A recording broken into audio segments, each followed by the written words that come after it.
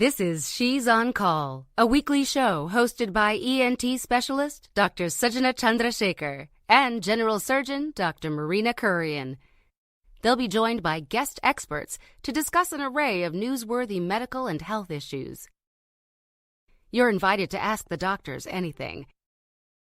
The physicians and their guests' views are their own and do not represent any institution. Please contact your doctor for any personal questions. Please hit share and join us live on Facebook, Twitter, and YouTube at She's on Call, hashtag She's on Call. Please welcome our hosts. Good morning. I'm Sujana Chandrasekhar. I'm an ear, nose, and throat surgeon in New York City and New Jersey. And I'm Marina Kurian. I'm a general surgeon and a minimally invasive surgeon in New York City. Welcome to our 14th show, Marina. Can you believe it? I wanted to be the 13th on the 13th. I really did, but it's not happening. It's our 14th show, which is okay. It may have been too much 13 if you're Lucky 13. My sister's birthday is the 13th, so we've decided it's lucky in our house. It is, and actually in Sanskrit, 13 is a very lucky number. So if you guys heretofore were like, oh my God, 13, bad. No, it's only in the movies. It's actually a great day and a great number. Well, we have another jam-packed show ahead of us today, Marina. We have two wonderful guests, and maybe you'd like to introduce them for us. Absolutely. So we're going to do a show on cardiopulmonary health or heart and lung health. And joining us today will be Dr. Ron D'Agostino, who's a cardiologist in Long Island in private practice, and he's affiliated with Northwell and NYU. And then also Dr. Jonathan Raskin is going to join us. He's a pulmonologist in New York City. They're both in private practice. And Dr. Raskin is affiliated with Mount Sinai and Lenox Hill. And we're going to talk to both of them about overall health and during the COVID crisis, what they saw. But in addition, Dr. Raskin actually got COVID. So we're going to get the doctor as patient perspective and really kind of delve into some of the perspectives he's had from having the disease. And so that's it. It's going to be a fantastic show.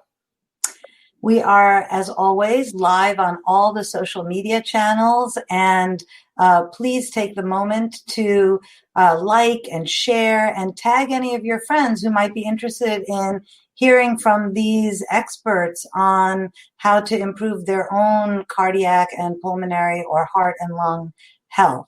But first, as always, let's talk a really brief bit about the news of the week. Absolutely. So Suju actually brought up our time cover. And the time cover for this week, which is right here, is that we in the U.S. are reaching 200,000 deaths. Right now, it's around 194,000. But, in the U.S. as a whole, we're seeing about 3,000 deaths a day. So it should be this week, unfortunately, that we hit this somber milestone. We talk about the number, and it's kind of easy to say the word 200,000, but if you think about it, that number represents 200,000 individual lives lost, individual families devastated, individual communities devastated by this terrible disease. So it is a really sombering milestone for our country. Certainly the world has seen so many deaths and loss of quality of life from COVID-19. So this is still an ongoing health crisis that I think these numbers don't really reflect the hurt and the loss that we are all feeling. These numbers also don't only represent deaths from COVID, Marina. They don't represent the additional number of people who either could not or did not seek healthcare during the pandemic for other things and may have had health problems or, in fact, loss of life from that. I know. I think the numbers will change over time. And I think the important thing to focus on is what we can do. And, New York, I always joke with my friends, Governor Cuomo just emailed me and they're like, oh my God, he did? I'm like, yeah, he emails me every day. A mass email, okay, about how the state is doing. But I just like to freak with my friends a little bit. I'm like, so the governor emailed me and he told me. So in New York, we were at like 3 to 5 deaths a day. And the overall positive rate when we've been testing, and so far, New York State has tested over 9 million people. And the positivity rate is just under 1%, which is great news. I want to bring up, and actually Suju got this too, that Canada had 0 deaths for the first time since March 15th, right? Yeah, which is amazing, right? Yeah. So Canada reported absolutely 0 deaths for the first time since March 15th. Their population is about 38 million, but they have a nationwide mask mandate, just as do many other countries. For example, Germany.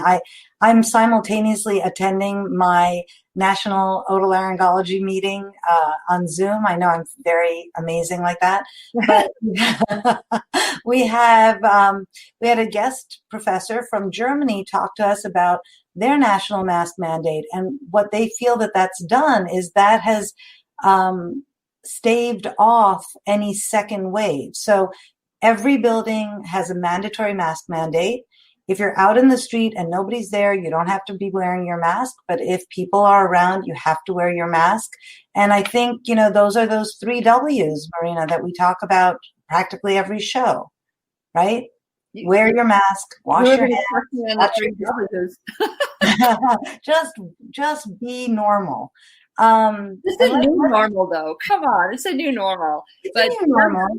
Like now I feel like the rate is so low that sometimes when I come in from walking the dogs or coming home from work, I'm like, take off my mask, and then I'm thinking, oh no, go in the bathroom, wash your hands. Got to wash your hands. So I still do, even if it's like a quick jaunt outside, because you touch certain things like the elevator. You're in New York City, you touch the elevator. You guys, when you live in your own homes, it's probably a different situation, But I definitely think that this is of concern. Second wave is a concern. There are some countries that did not do a mask mandate, like Sweden, and but I do think that if you're around a lot of people, or if you're feeling ill, that you should be wearing a mask.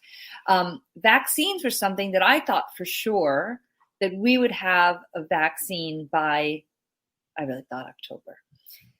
So, you are very, very Pollyanna. I like that about you. I love that about you. Yeah, I'm a very positive person, optimistic. In Italian, it's ottimista. I am. So anyway, but we got some news this week that AstraZeneca halted their trial because of one patient having an issue, and they're trying to delve into it to figure out if this is really related or not. And I think you guys got to understand, this is like the 3rd round of vaccines already. People have been getting vaccines since, I want to say, April or May, in different phases of a study. And so this is sort of the largest phase, and they found one patient that had in a situation, and they're trying to identify whether it is related to the vaccine or not. And this is all a normal part, as Suju says, a normal part of any vaccine trial, to make sure that, that the due diligence is done in terms of safety and efficacy, and to ensure that the vaccine isn't causing a problem. Because you have a disease that you're trying to treat, you don't, with your treatment, want to cause another disease. Yeah, and I think this is an interesting thing. The general public is learning a lot about how physicians and public health professionals think and work that, you guys didn't really know. You just knew that if something got approved by the governing body, that it was safe and effective. So this is not to panic people. This is just to say that the vaccines are actually not being rushed to market. They are being evaluated thoroughly so that when we do get a vaccine that is shown to be effective, it is something that we also consider to be safe. And then there's one more topic, Marina, that I want to talk about. And I know we're very fortunate to have a high-level pulmonologist, lung specialist on the show with us today.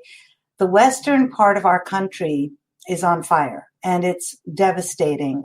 We have a map to show you all the places that have been affected by these wildfires in the western portion of the United States. We know that there was a big fire at the site of the explosion in Beirut a few weeks ago. There was a fire this week. This picture is on the right is the same beach at Crescent City, California, taken by one of our viewers, Elaine Morales, and it shows the exact same beach on Monday and then after the wildfires on Tuesday. It's rather surreal. So we're going to be talking about air quality. And, we can't let 9/11 go by without thinking about what happened 19 years ago. And as New Yorkers, what we experienced, both with the loss of life and the fear, devastation when the Twin Towers were brought down by terrorists. But do you remember that huge plume of dust and debris that seemed to linger over the towers or where the towers were for weeks later? I think that was something that just reminded us every day for weeks and months about how terrible that attack was. And, we all remember that day and, hashtag never forget. I don't think we ever will forget. I just want to say that, that day I was in the city and I was at work, and yes, I don't even think there was fear. We're scrappy New Yorkers. We were angry and there's loss and sadness, profound sadness, but it was not a time of, it wasn't a fear necessarily. It was a shock that this could happen to New York. And, interestingly, there's so many other countries that there are terrorist activities all the time and bombings of buses and this and that. And we have been in this country fairly protected up until that time. But as to the smoke and the air quality, it was, yes, there was a plume. I live on the Upper East Side and went down to 14th Street about within a week or so, not to go to the site because what was I going to do there? Nothing. But just to go downtown, and you could smell something. It was in the air, and it stayed in the air for weeks. Not only that plume that you saw of smoke, it went over into Rockaway, and it blew around, just like we see what's happening with all these fires. On the West Coast, I spent yesterday and today eating breakfast outside in the country, and we have a beautiful blue sky. And I just thought, oh my God, my colleagues on the West Coast, our fellow citizens on the West Coast are not allowed that privilege because their air quality is so dreadful, right? And they cannot sit outside, and there's actually a risk to them. But yeah, we can't let 9/11, unfortunately, which, the ceremony was on Friday, the 19th anniversary of the towers falling. But it was a big deal here for sure. Yeah. I think, it's in this spirit of maybe resilience and recovery that we think about COVID. We think about what's happened in 2020. We think about what happened in 2001. We're really fortunate to have two wonderful specialists come on with us today. We have Dr. Ron D'Agostino, who's a cardiologist. We have Dr. Jonathan Raskin, who's a pulmonologist. There are so many questions we have and our viewers have for them. As always, we are live on all the social media channels. Please like and share and tag any friends who might be interested in this conversation. Welcome aboard, Ron and Jonathan. Good morning. Good morning. Good morning. We're excited to have you guys on. I want to start with Ron. When we were during the pandemic, during the quarantine, all of my colleagues, my surgical colleagues were saying, and I'm sure Sujana, yours were saying similar things, that I'm like, where are all the appendixes and the gallbladders and the diverticulitis? How come we're not seeing any of that come in? And part of it was fear of going to the hospital because they looked at that as a COVID center, but part of it was people are just afraid to go or they minimize their symptoms. And I can only imagine that as a cardiologist that you saw a significant rise perhaps in patients that should have been seen sooner or later, or perhaps I'm wrong. And actually people, normally with stress, people have heart findings, right? Yes, that's very correct, Marina. All of a sudden, everything became COVID.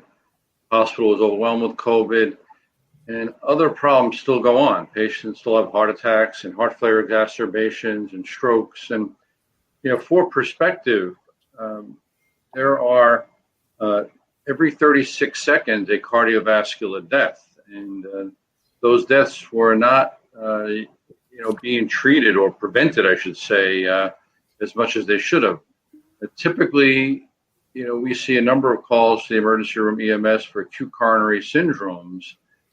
Patients coming in within a couple of hours of their acute coronary event, cardiac event, being treated promptly, brought to the hospital promptly, and we're not seeing that.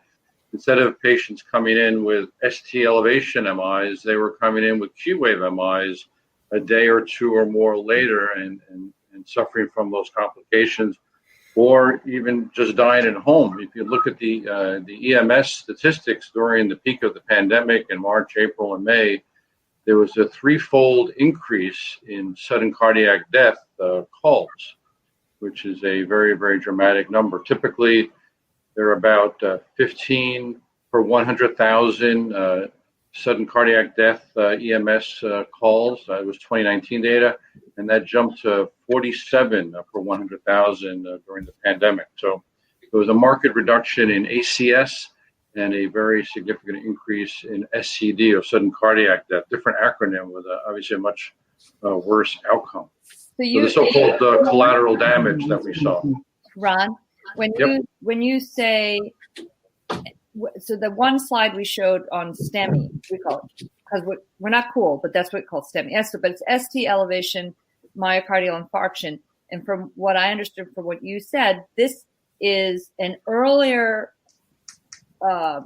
it's earlier in the heart attack than a Q wave, which is, I wish we had that slide of the heart rate. The heartbeat, right? Like where we could see it electrically,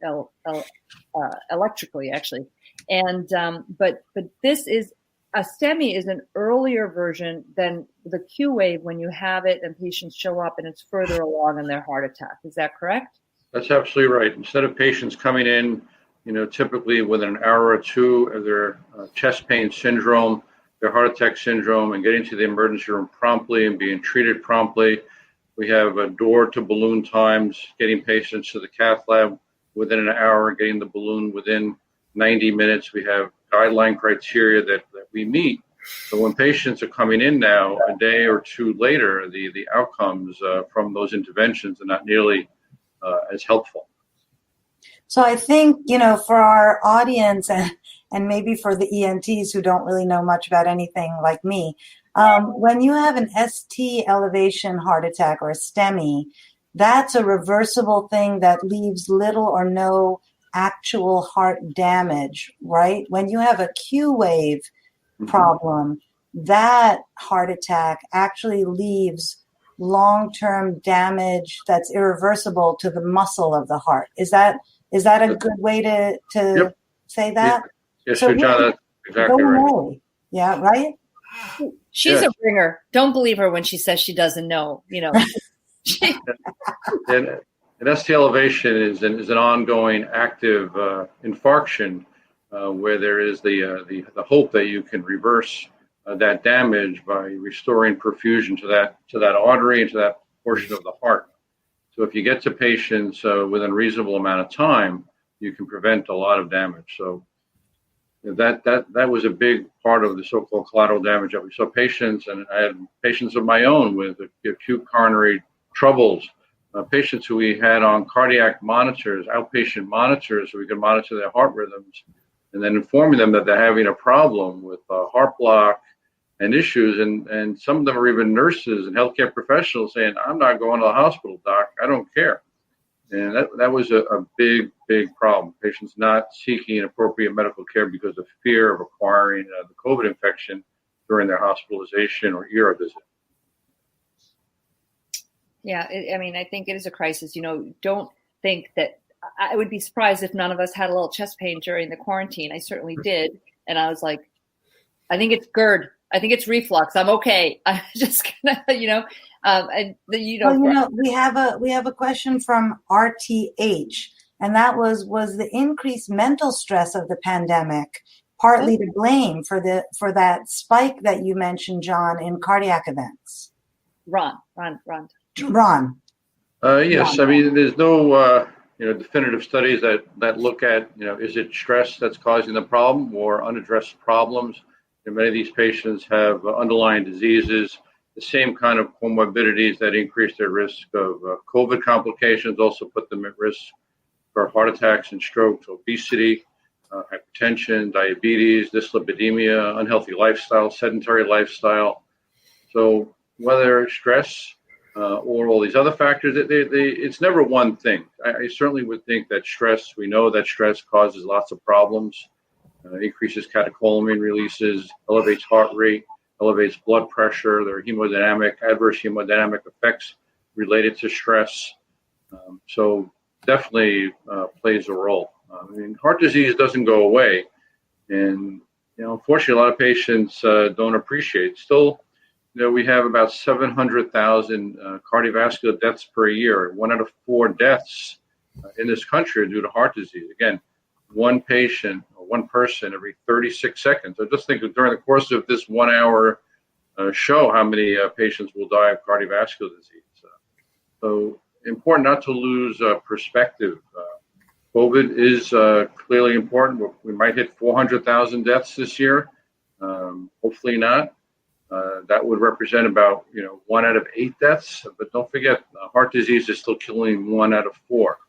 So it would be nice if the media and healthcare professionals didn't lose sight of that. The pandemic will end, COVID will end, but the pandemic of heart disease will not end. So it would be nice if we placed as much importance on a healthy lifestyle, exercise, eating healthy, as we do on face masks. Face masks are important. I have mine, with me whenever I leave, my home. I'll go to work, but it's important to get out there, go for a walk, get some sun. If you can, go for a bike ride, eat healthy most of the time, address your issues, not to lose sight of that.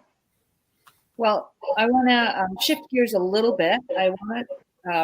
We have so many questions for both of you about, long haulers and things like that. But I want to get to Jonathan. You're seeing patients during the pandemic. Both of you guys we all were actually. And, you had a sudden health scare, which was completely unexpected. I mean, who would think, right? So I just want you to kind of go into what happened to you during Sure. March and what's been going on with you. Right. By all means, happy to. But if I might just to digress or just continue on one issue you guys brought up, which I think is really important. With all of this stress, the immune system clearly registers it. And I've been seeing a lot of shingles. So this is an unsolicited but important reminder that the shingles vaccines really do work, really mitigate disease, prevent it in a large population, almost independent of age now. The most recent vaccine is that powerful. So along with cardiovascular disease, I've seen weight gain and blood pressure elevations and all the illnesses attendant to stress. But shingles is one of them, and do remember to vaccinate. So my story, I really thought the illness was from Wuhan off of a boat, a cruise ship off of California, just beginning in Washington. But little did I know, as most of us, that it was in our backyard. And I was one of the earlier patients, early March, end of February, early March. I had a prodromal syndrome, which I thought might be influenza or any virus. It was the wintertime. And when I had my first fever, early March, I started Tamiflu, hoping it was influenza, but deep down somehow knowing it wasn't. The presentation was a little atypical.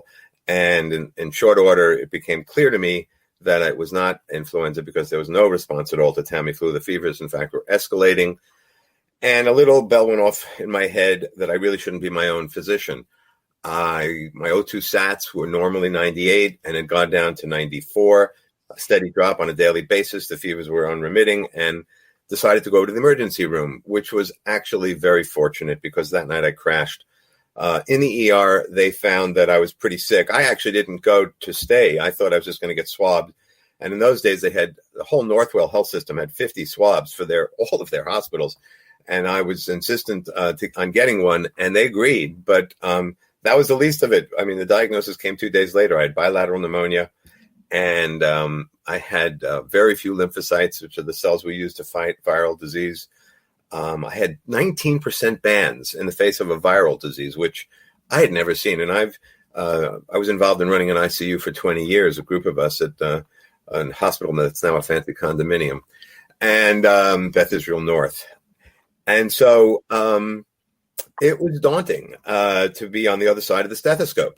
I knew that I needed the ICU, so I was in their care pretty much throughout my stay. I did not get intubated, but the first night that I arrived, I crashed, and my blood pressure went down to 80. My SATs were 80, and I had this Kubler-Ross kind of moment where I was not afraid. I was floating. I was at peace, tremendous peace.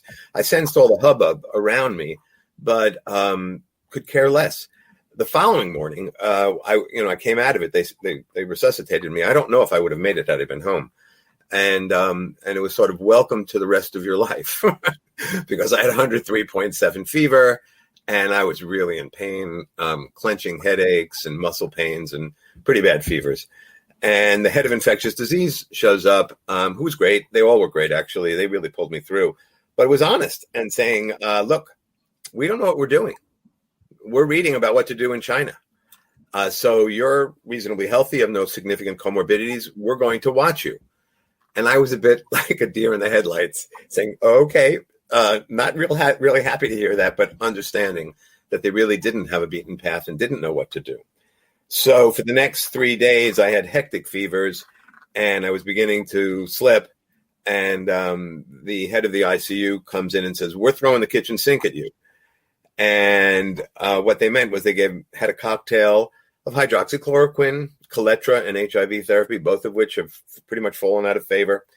But what really actually saved me was the management of cytokine storm. And so I received something called tocilizumab, which is an interleukin-6 inhibitor.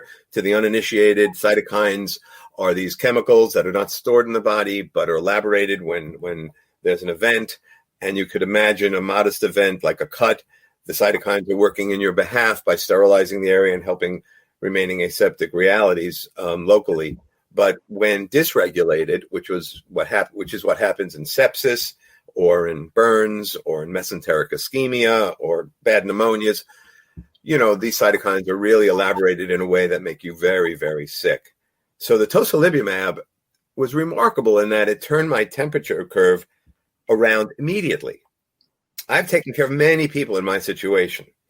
And I know that when you initiate a therapy, it takes a day or so to get tissue levels and another day or two to see the fever curve begin to change course. My fever curve effervesced within 24 hours. It was stunning. And I knew right then and there that I would make it. I just had the sense that once the fevers were beginning to abate, we all follow fever curves in infectious diseases. And my fever curve was going out of control. That people were saying things like, too much. When I'd say, my fever curve isn't responding to, isn't it time to do something? Oh, too much. And I'm looking at them like, I'm not playing stupid here. This is about, surviving. So it was daunting. It was my turn. But there was no pity party. I was at peace. I realized I know that I've had a wonderful life, and I wasn't about to, get down on my luck or begin to get infantile and childish. I just realized I had a fight in front of me and engaged everybody in trying to give them the best history that I could provide in my own behalf. I mean, it's an amazing story. Yeah.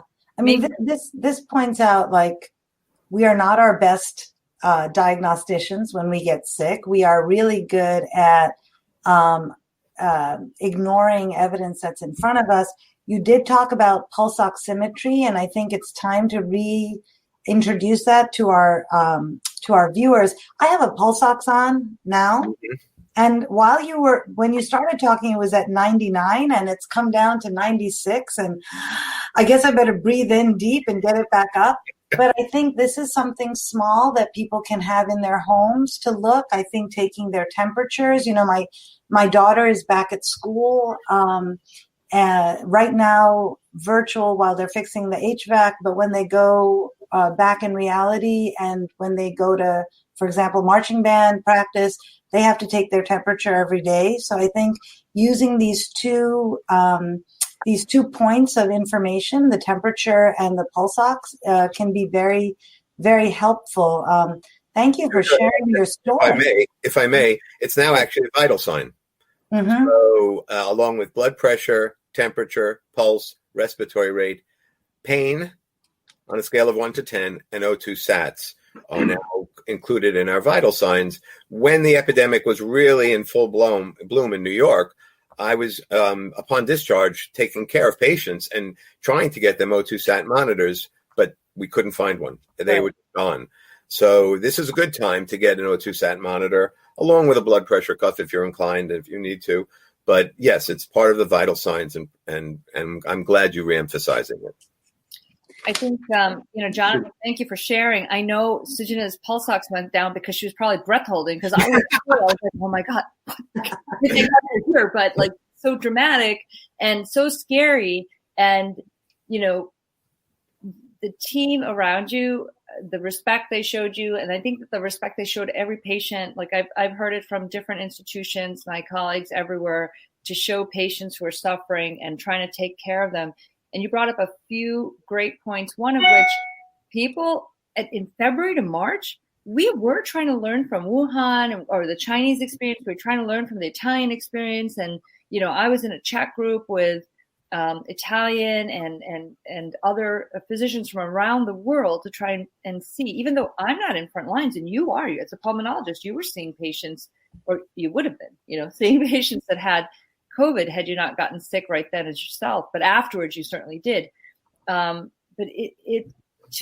this is what's one thing that we've both been saying, that this has been an incredible petri dish for us to figure out. And viruses, guys, I know you guys all know this, but for our listeners, viruses do not grow in petri dishes, but it's been what it is. It's like a culture medium where we're trying to figure out what's happening and how we can best address it. The research has been incredible, but unfortunately with that, there's been significant toll on so many people. And while you experienced that, Jonathan, and you've had like a real Zen sort of peaceful acceptance and not like why meaning it, at the same time, I have to imagine that your family must have had significant just fears and concern, and it can shape all of our perspectives going forward. Yeah, I recently visited my sister this past weekend, Labor Day weekend, and we talked a great deal about what they went through. It was hard because they really suffered. They didn't have access. Thank God for cell phones.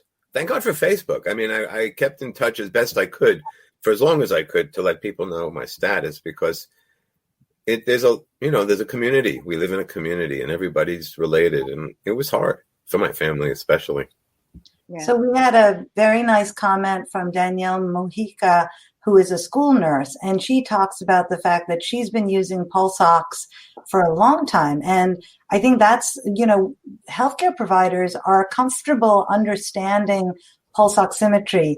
When I posted a YouTube video for my community about pulse oximetry early on in the course of this, I actually hung this same pulse ox from a railing in front of my house so the community could come by. I would clean it in between their uses and they could check their pulse ox. And if I had a couple come over who I think were breath holding and anxious and very worried that their pulse ox was going down, and they came over and we in fact had an informal medical chit chat about how healthy they in fact were.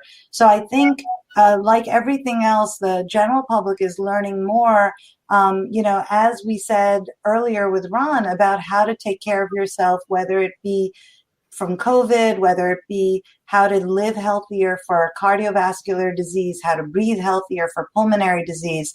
It's a very interesting time if we try to take the good from this terrible circumstance.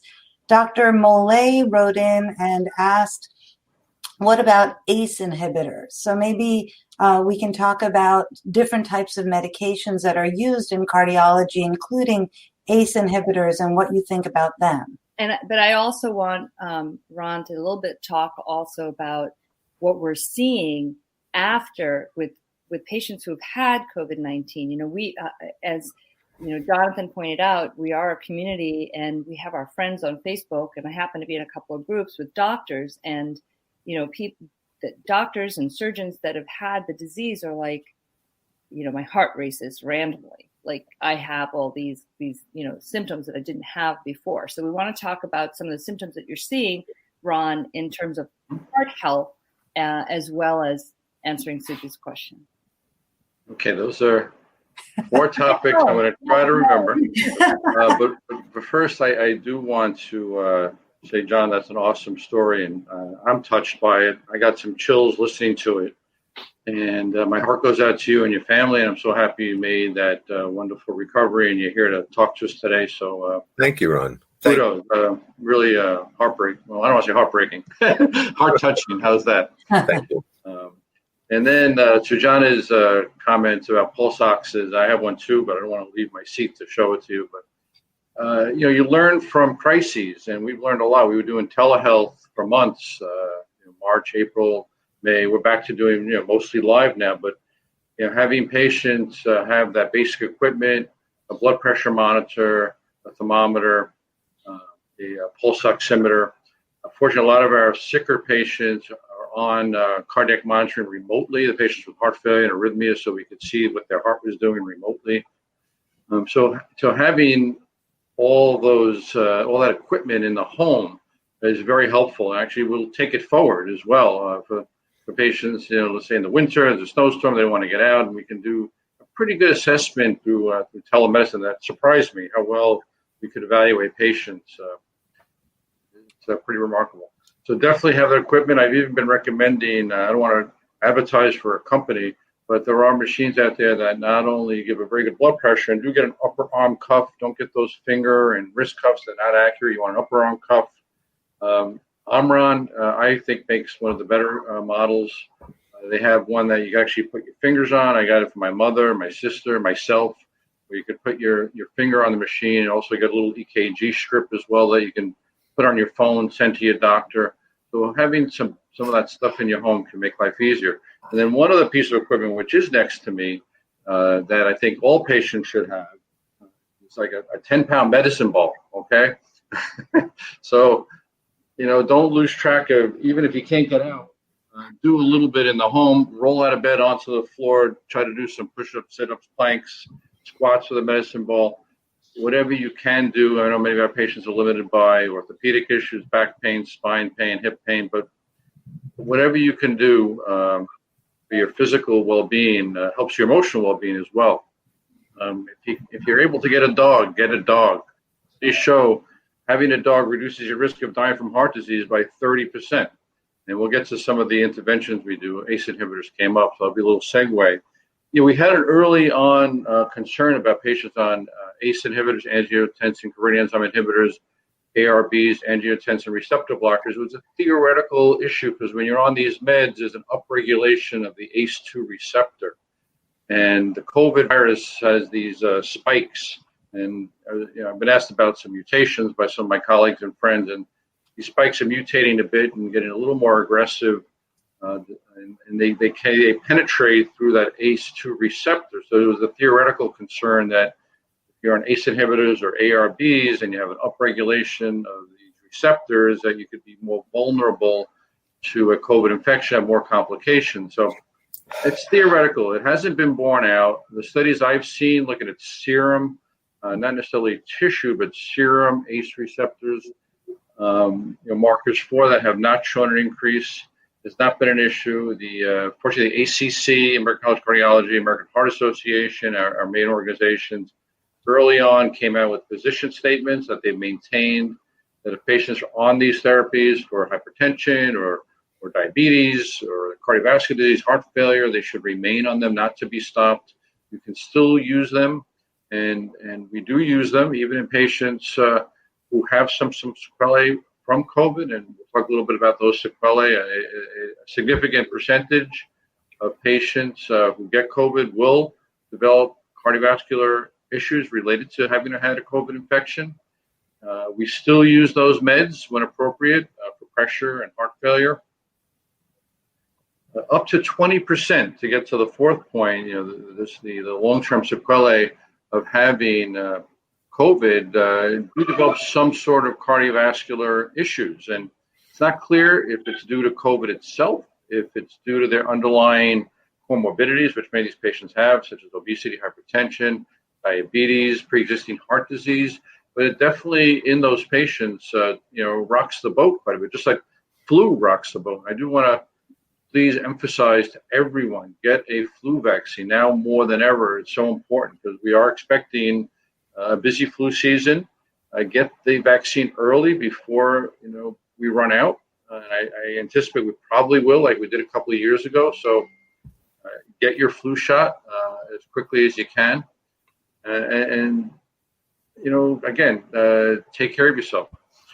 So, like I said, about 20% will have complications, either myocarditis, arrhythmias. We see a hyperthrombotic state from COVID infection. So anticoagulant therapy is typically used for a period of time after COVID. Jonathan, were you on a blood thinner during your hospital stay? Yeah, I was. To their credit, they realized that there was a hypercoagulability associated with the infection. I was put on prone to clotting. Prone to clotting. I had 3 organs involved, the lung, obviously. During my stay, I coughed up sputum that was black. And in 40 years, I'd never seen that, 41. And it was necrotic lung. So that was daunting. So my lung was really the most afflicted. But I began having abnormal liver enzymes. So my liver was involved. And then a kind of funny moment happened. Unbeknownst to me, I was having bigeminy ventricular arrhythmias and bradycardia, slow heart rate. And so one of the residents or interns comes in and says, enters the room and says, "Are you an athlete?" And I'm thinking, what in heaven's name would make him ask such a question? And then he said, "Well, your fever is 103 and you're having a pulse of 50. And I looked at him and sort of like, "Fine, the cardiologist, go away." But I had around a BNP of close to 400, which isn't astronomically high. But clearly I had some myocarditis because my follow-up, my BNP, which is to the uninitiated, is the brain natriuretic peptide. It's a biomarker of cardiac health. It went back down to 22, and I probably need an echo. But my primary is a cardiologist and didn't think there was any urgency. So the reality is that, yes, the daunting part of this, I think, is that we might be able to get somebody through the viral aspect of it all with a little bit of luck. And it's not luck. Let me reframe that. People have to understand when they're sick, they need to get attention. So I actually did do the right thing early on by saying I'm not going to be my doctor and went to the hospital knowing that I needed help. That's a big deal because there's a little dance that you do with this virus. You have to understand the steps or you're going to fall. And the reality is that treating cytokine storm appropriately early on, treating the virus with whatever is within reach, dealing with dexamethasone now, which is the only drug that has actually been proven to change mortality outcomes, really does set the stage for the likelihood of a better outcome. And yet, having been through this with many, and I have, I know that if you don't get it done correctly, the downstream effects like hypercoagulability can cause heart attacks, pulmonary embolisms, and stroke. And I've seen it. COVID toes is essentially microvascular clotting. And so it really is about knowing what to do in a timely fashion. And I think what is so important is that the role of human behavior, be it to prevent or to address this illness, can't be understated. If you ask the question, how did New York go from being the worst of it all in the States to the best? It's about leadership, and bravo to Governor Cuomo, and really being honest about what you need to do and doing it. Wear the mask. Socially distance. If you're sick, stay home. Be respectful of others. I call it discovering soap. And one of the things that might happen, and this is speculative, but I will share that the masks that we're wearing, and here's mine, are not just about COVID.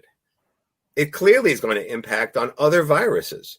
So there's a chance if people do take on the flu shot and do what we've been doing, public health measures, that this won't be a terrible season for influenza or adenovirus or rhinovirus or whichever virus you want to talk about, because these measures, these public health measures, really are ubiquitous in their benefits, and it's time to talk about why we're better and how we can do this. It's about human behavior. I think that's beautiful. I think that you are 100% right. I'm so glad that you're following Marina's best friend, Governor Andrew Cuomo, who emails her every day. We have viewers from all over the world who watch us, and they are really benefiting from both of our guests and their wisdom today. We had a lot of questions about what is a pulse oximeter. And whether the drugstore type is good enough, and the drugstore type is in fact good enough. This goes on your finger, you turn it on, and it will give you an idea of the oxygenation in your blood. It's not as good as the one in the hospital, but it's very good. If you're getting a low reading, you may be breath holding or anxious. Take like 3 or 4 deep cleansing breaths and watch that number go up towards 99. So this is non-invasive. It just clips on your finger. And I recommend it. I think all 4 of us do recommend that you get one at home, as Ron was saying.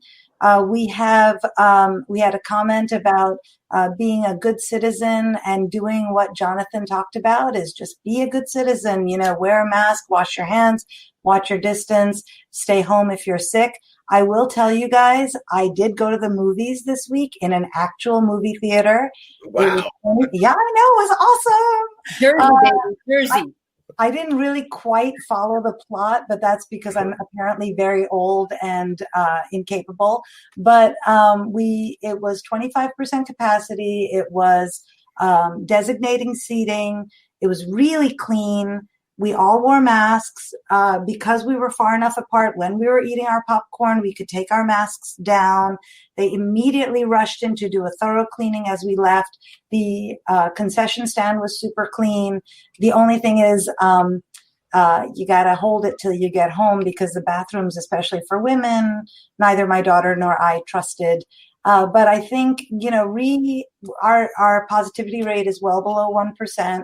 So reopening society, allowing us to be human with this new reality is very important. We have a viewer, Annie Kang from California, watching. She's a dancer, she's an actor, but she's also living in the area where the sky is in fact black and sooty.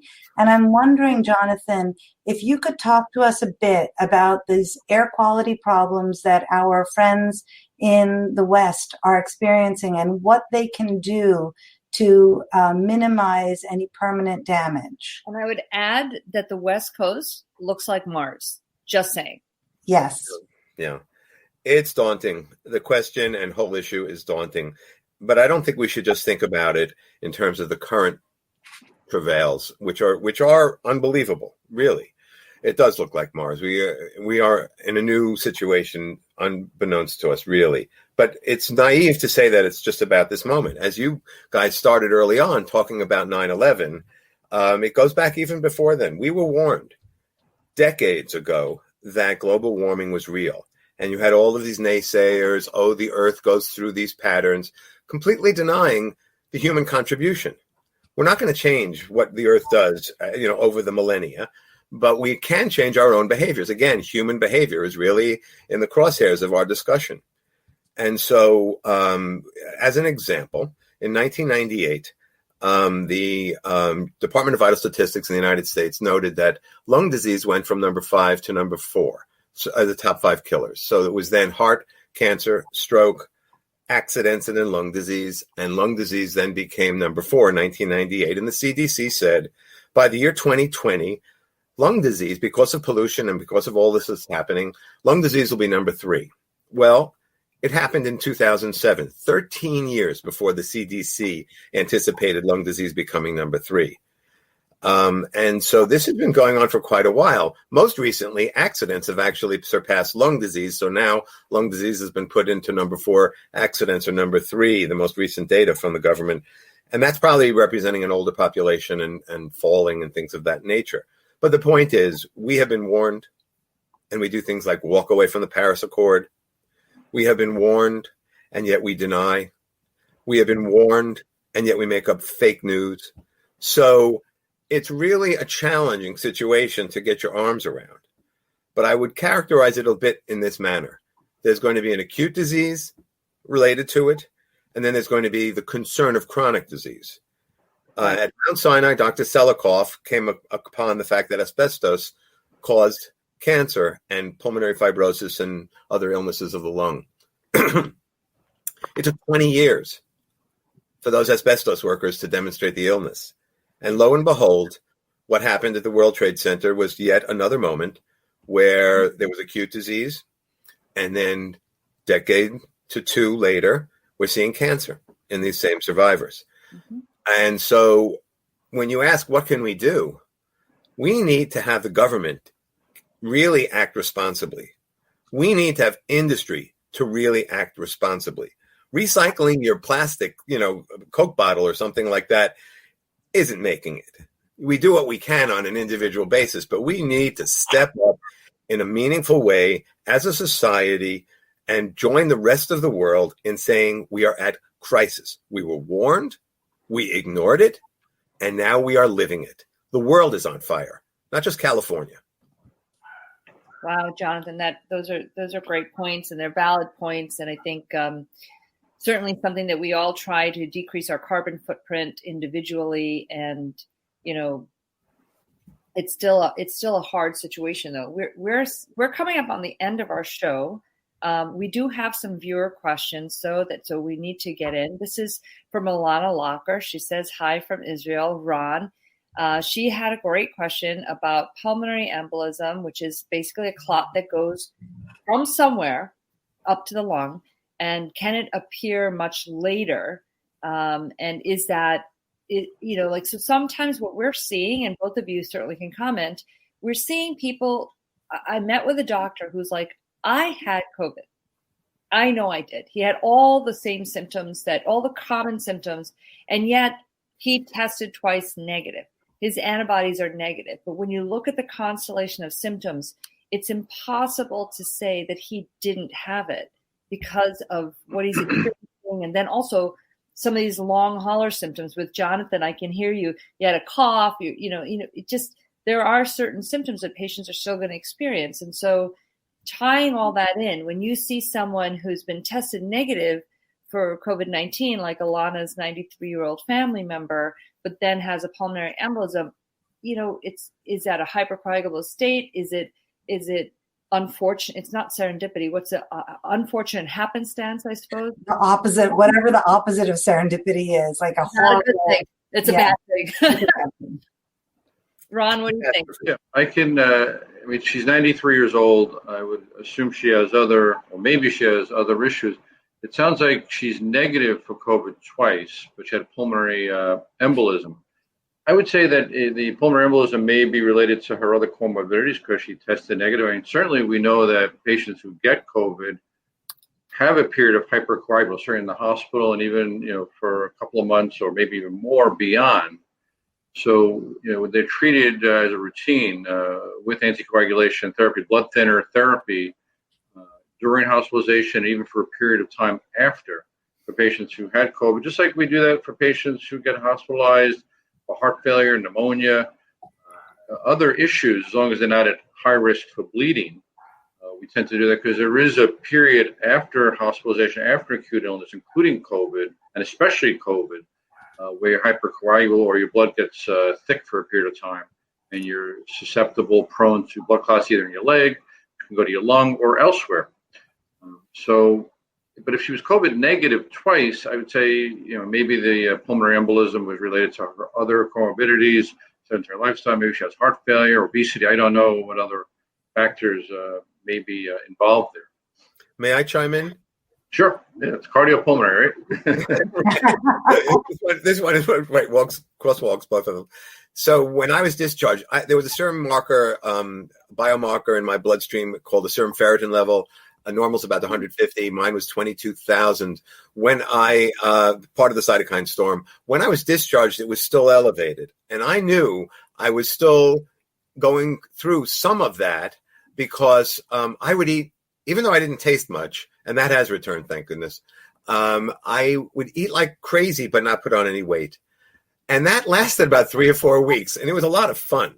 The day I got on the scale, and I noticed weight gain appropriate to all the ridiculous food I'd eaten the day before, I knew the cytokine storm was over. There's a thing called tumor necrosis factor. It really helps losing weight, but never mind. So I knew the cytokine storm had lasted well beyond feeling I was improving. So maybe a take home for this thing is that the COVID realities fade in different ways in different people, different comorbidities, as Ron was saying. And yes, something like hypercoagulability might be a problem as a downstream issue when you think someone's healing, when in fact they still are hypercoagulable. So maybe that's a contribution to the question of, is pulmonary embolism related? But if it was 3 to 6 months later, it would be unlikely. If it was 3 to 6 weeks later, it might actually be relevant. So I wonder, I know Marina asked you if you were on blood thinners in your hospital stay in your acute phase. What do you think about aspirin or baby aspirin? And this might be our last question because we're coming up on the hour. So I'm going to ask both of you for general cardiac health, Ron, and for post-COVID clotting issues. Jonathan, can you talk to us a bit about baby aspirin? And you got 30 seconds each. Go ahead, Ron. I say, baby aspirin is good to prevent arterial issues in patients who have vascular disease on the arterial side. It has not been shown to be helpful on the venous end, the venous thromboembolic events. And for short-term use, we do use anticoagulation. We have easy-to-use oral agents now. But aspirin doesn't do much on the venous end for that. And in terms of healing post-COVID, we don't follow biomarkers as a routine. It's not part of our culture. So it's challenging to say that we have wrapped our arms around that correctly, except to say that when you're discharged, you become tremendously deconditioned, and exercise really also works against this concern of clotting. But specific to COVID, that data is pending. We don't have an answer. I want to bring up one thing, and that was just recently, this past week in the news, because of the quarantine and the pandemic, and this is something that affects heart and lung, maybe more lung in the beginning, but is that there was a study that showed that high schoolers, and likely because they were stuck at home with their parents, yay parents, are vaping less. So, and the other thing that we had noted that is that Juul, the company that makes the vaping, actually took a major hit because people were so worried about lung disease during COVID and during the pandemic that they actually were not vaping as much. You guys have any final thoughts on that?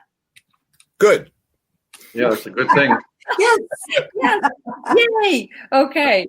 So one of our viewers is Megan Burnett, who's watching. She's a college student, and I'm so grateful that people are watching not only from all over the world, but all age groups, because I think that these are messages that as we get them out to all the age groups, this really helps them understand themselves and be able to help their communities stay healthier. Absolutely.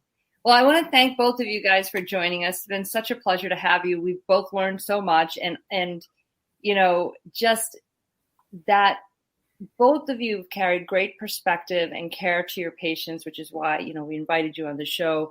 And Jonathan, just that, that sort of, that thing that you talked about, peace. Well, peace when you were a pulse ox of 80 was actually hypoxic euphoria, but it was still, it still carried you past that, right? To a point of, we have to do more. And that's the message that we got from both of you. So I want to thank you both for joining us today.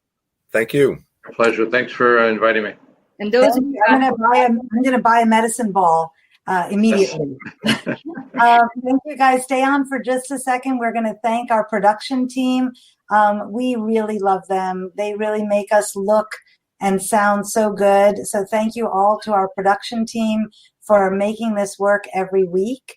Next week, we are going to talk with a top urogynecological surgeon, also from Lenox Hill, and a top vascular surgeon from the University of Wisconsin. So Dr. Sue Kwan and Dr. Girma Tefera, they not only excel in their specialties, but in fact, they are absolute global ambassadors and have done humanitarian outreach around the world. So we'll be talking with them about that. Dr. Tefera really leads the American College of Surgeons humanitarian outreach wing, which is called Operation Give Back. And I don't know if you guys know, but Marina Kurian is the president of the New York State Society chapter of the American College of Surgeons.